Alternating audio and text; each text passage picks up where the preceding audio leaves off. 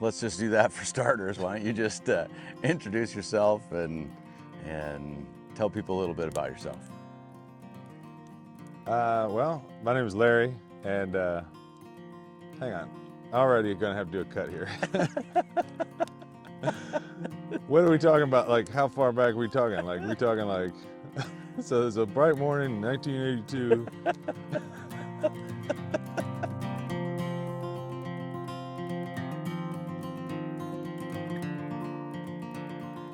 I grew up in St. Louis, Missouri, and then moved out here about 20 years ago to Arizona. Just out of curiosity, what drew you to Arizona from St. Louis?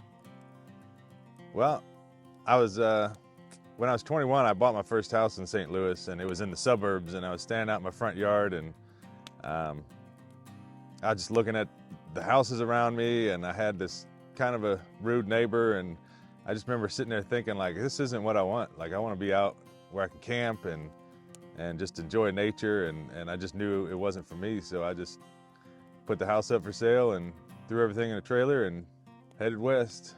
We've had a pretty cool time getting to know each other, sat around several campfires together and had some nice, good old-fashioned late night campfire talks, and kind of wanted to help you just unpack your God story and some of your journey and share that with others, and just help you personally just kind of process it and think through it out loud. So, was God a part of your life growing up?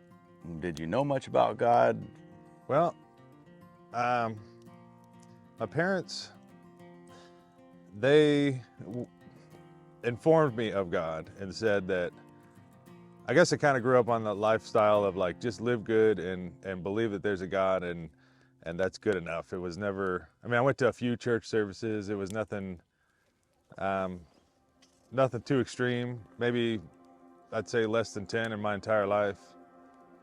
As I started getting older, I don't know, I just felt like something was missing, and I would find myself going to a church service here and there, and I would almost get like teary-eyed, like I knew something was missing, but I didn't know what it was, and it just kept the wheels turning and kept me interested, and I really didn't dive into it much until at least maybe the last year of my life, honestly. Like, well, on the surface, my life looked like everything was going all right.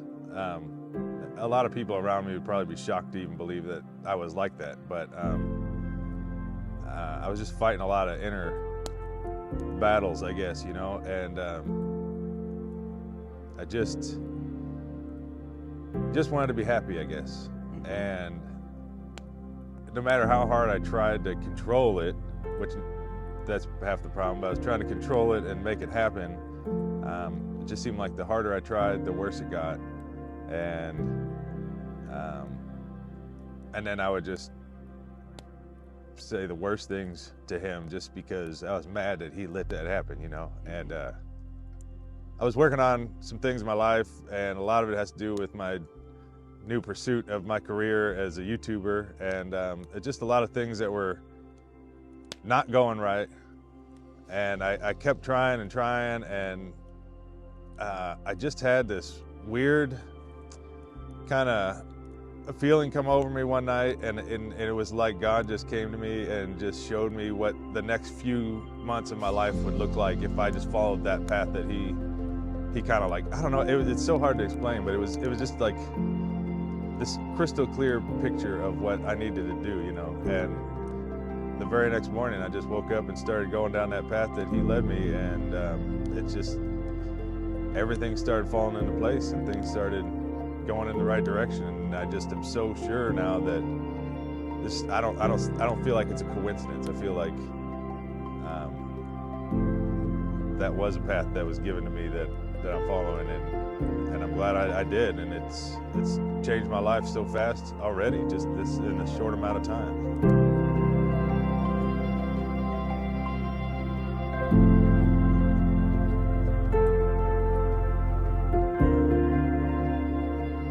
Even though on the outside I looked like I was holding it all together, on the inside I wasn't, you know.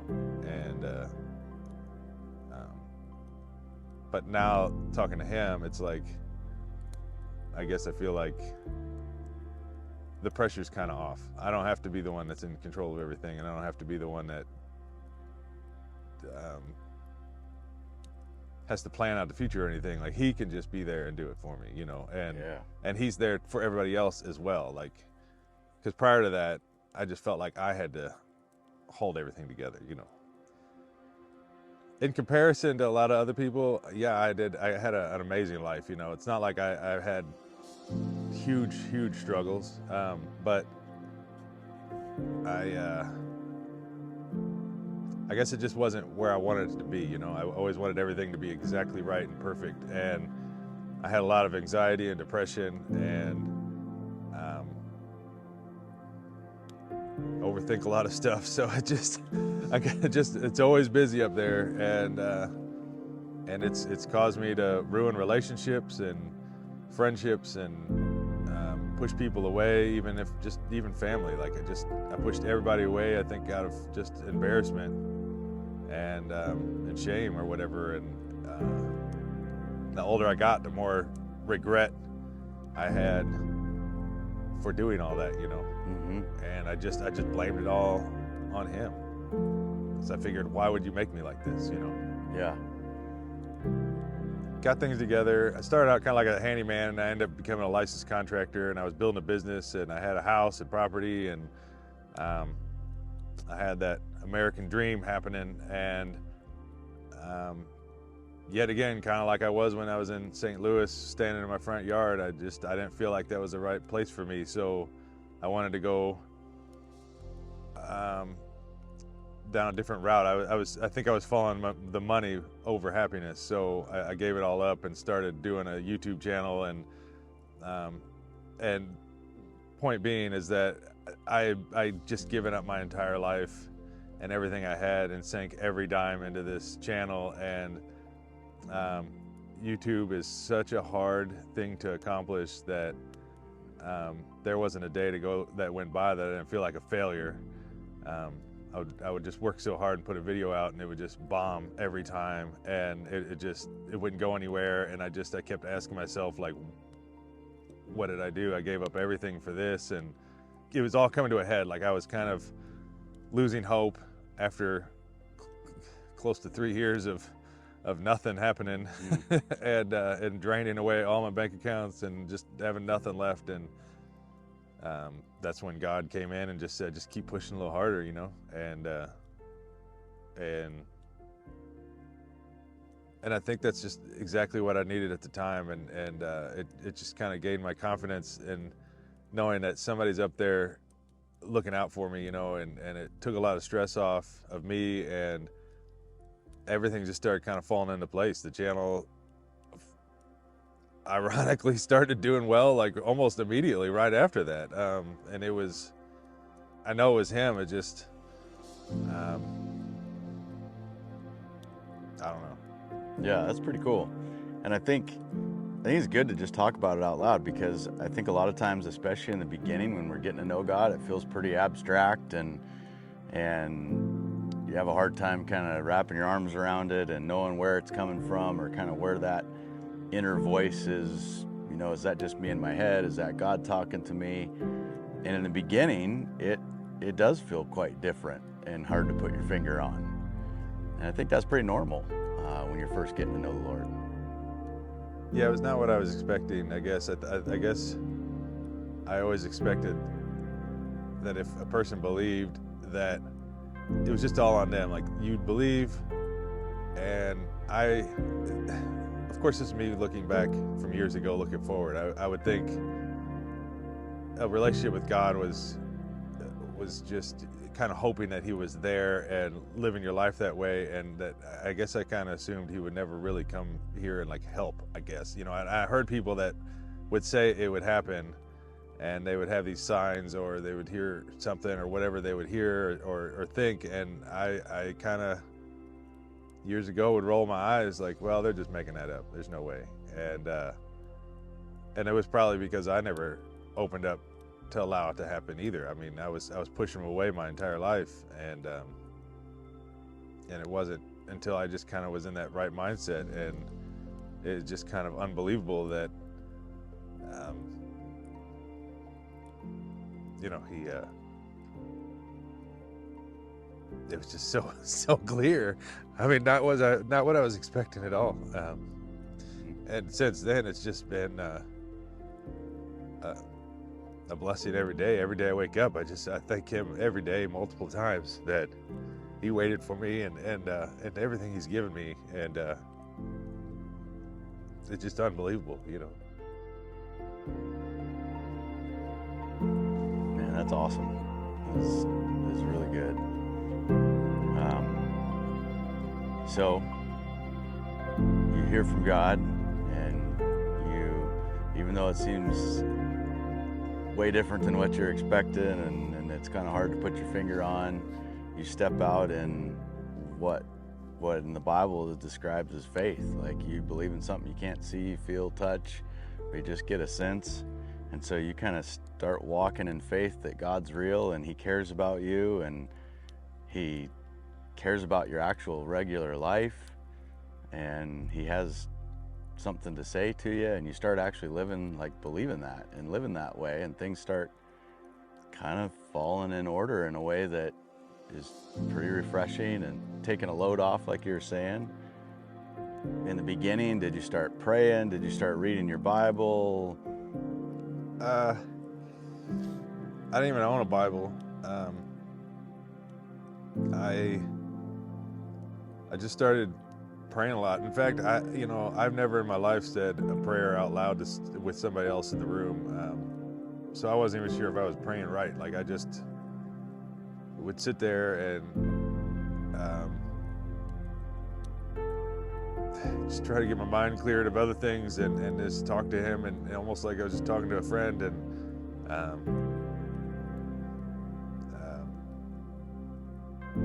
I guess just trying to get to know him, I guess, you know. And it was just it just seemed like once I let go of all the wonder if I'm doing it right stuff, and I was just talking to him, it just seemed like he would just answer my prayers. I mean, it was so weird how it was almost like, I almost say even had to, like, test the waters a little bit, because I didn't know if I was crazy or not. Like, it was just the weirdest feeling, you know. I didn't know where to go. So the first thing I did was buy this necklace, which nobody even knows I have it. I've never pulled it out of my shirt.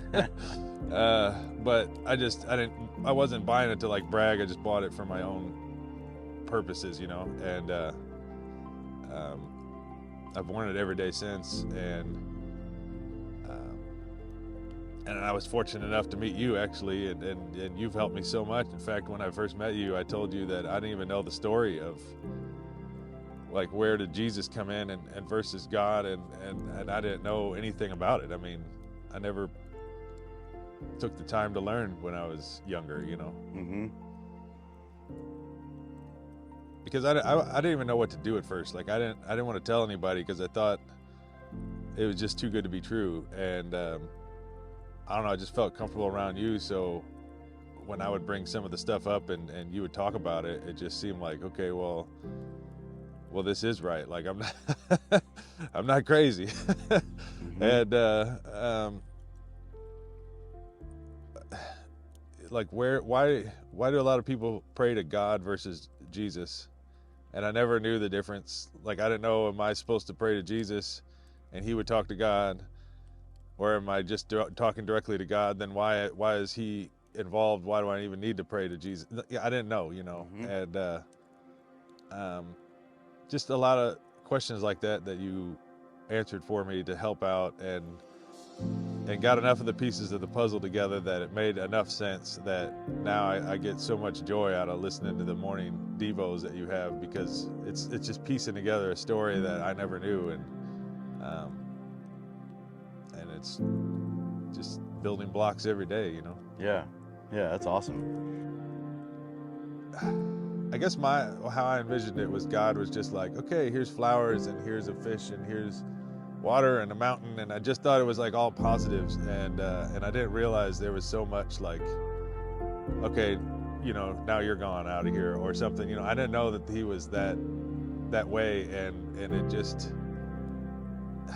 I don't know if I mean that way. I don't know how to say that. He was very cutthroat, I guess, when he was making making people and everything, and if you weren't going his way, then it was over with or something. I guess, and I guess I just wasn't aware of that,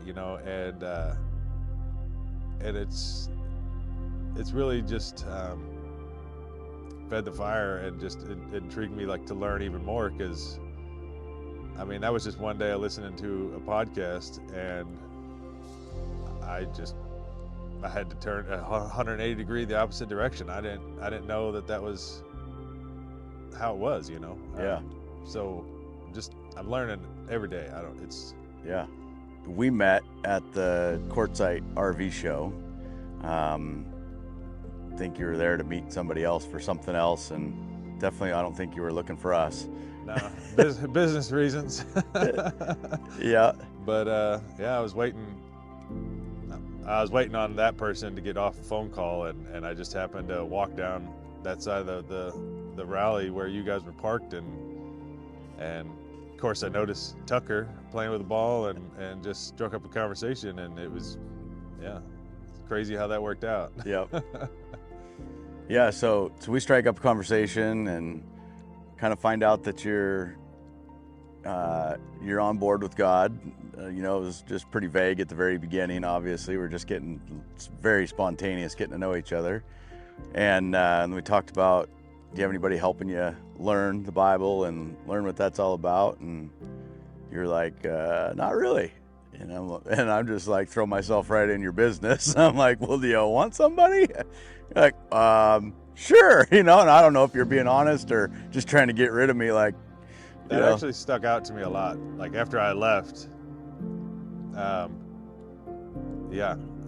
really thought that was cool, that you didn't even know me from a hole in the wall, and here you are, like, I'll let's dive into it. I'll help you out. And I thought that was really cool. So, and I really just sensed that you're sincere, like you're really interested.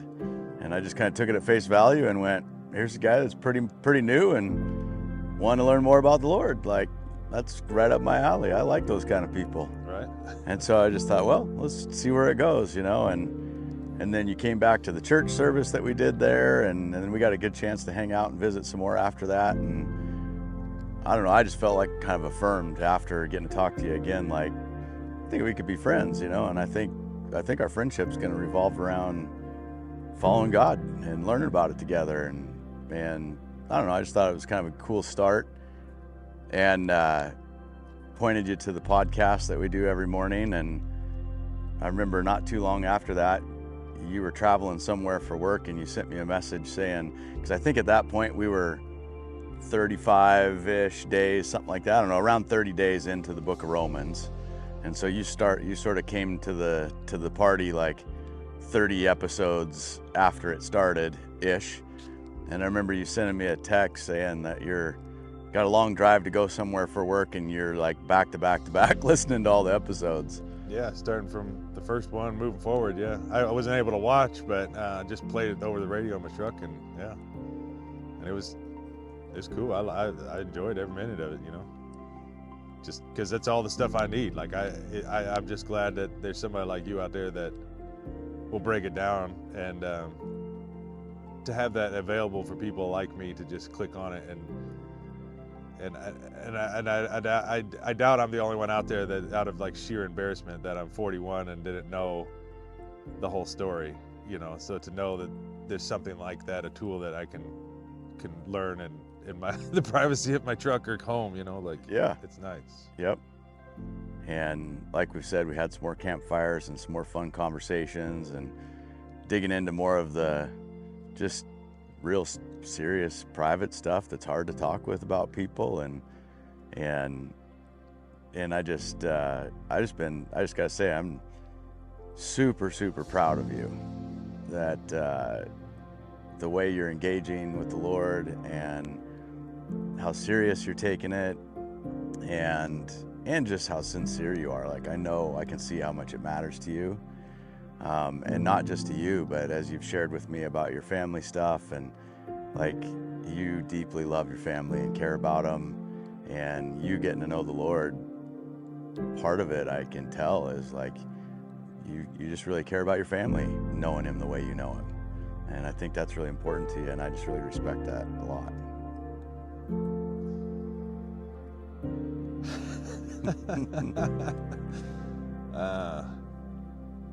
I don't know what to, I don't know what to say from that point. I don't know.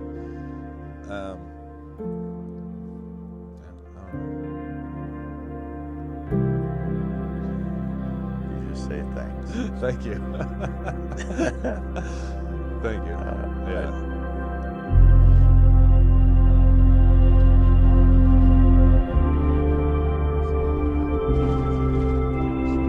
Some of those conversations, I think it was in Quartzsite, sitting around a campfire, where we started talking about baptism for the first time. How did that hit you, that conversation? I remember when I was younger, I want to say it was a Catholic church service, like one time, and they were doing the and this is my lack of knowledge, I guess, the thing where they have the water and they're sprinkling the crowd or whatever, you know, and for whatever reason, I kind of knew as a kid that was something important, but I wasn't sure even what it was all about and why people did it. Mm-hmm. And as I got older, I guess I didn't know, you know, I always knew that it was something people did. I just didn't know why. I mean, I had wondered about it, but I never thought it would happen, I guess. I couldn't imagine actually doing it. I think a lot of it was just I don't like being like the center of attention. I guess I was envisioning like being up on a stage at a church and being baptized, and I guess part of me was that. I didn't want to be involved with it because of that, but then also I never knew the significance of it. Like, it wasn't until we were talking that, and you mentioning that it was kind of the next step, like once you accept God in your life, like that's kind of the next thing to do. I mean, you know, to start and kind of draw a line in the sand, saying that from this day forward, you know, I'm bringing God into my life and living a different way, and it just, after hearing the way you explained it, I guess it was something I wanted more than anything, you know. I was trying to get over my fears of being in that position, but yeah. I knew the reasons behind it were more important than my own embarrassments, I guess.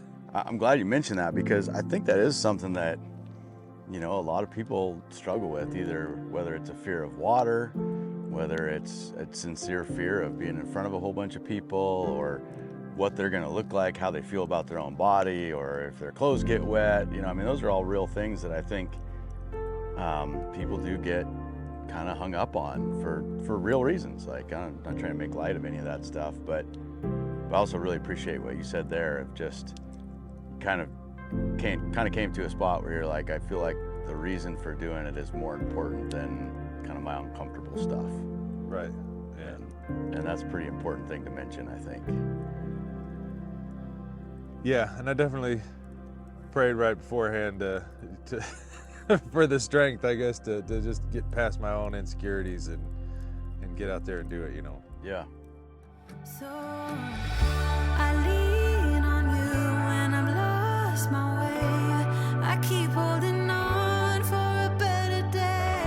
I lean on you when the world's astray. I left my heart open so you hear my prayer.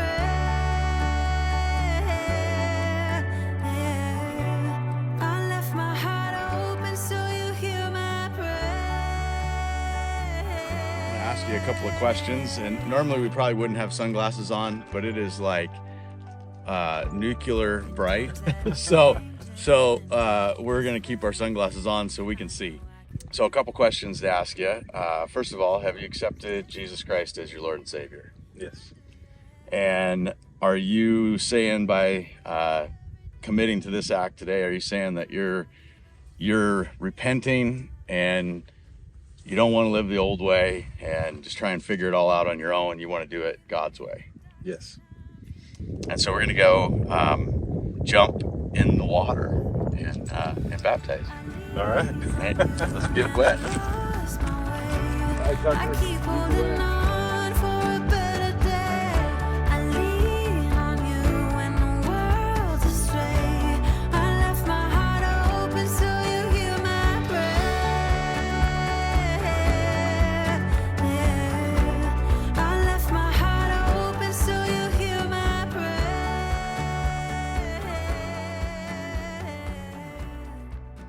So I just want you to know, Larry, because of your confession of faith, I want to baptize you in the name of the Father, the Son, and the Holy Spirit.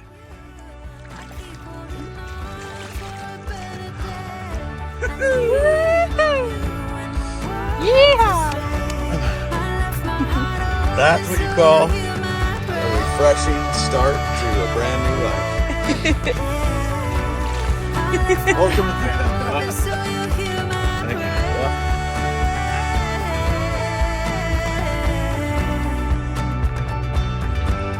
Good job, guys.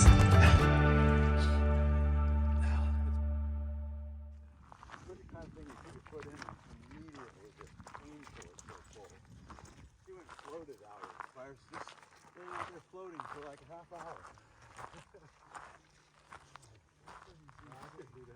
No, I couldn't even hold my feet in.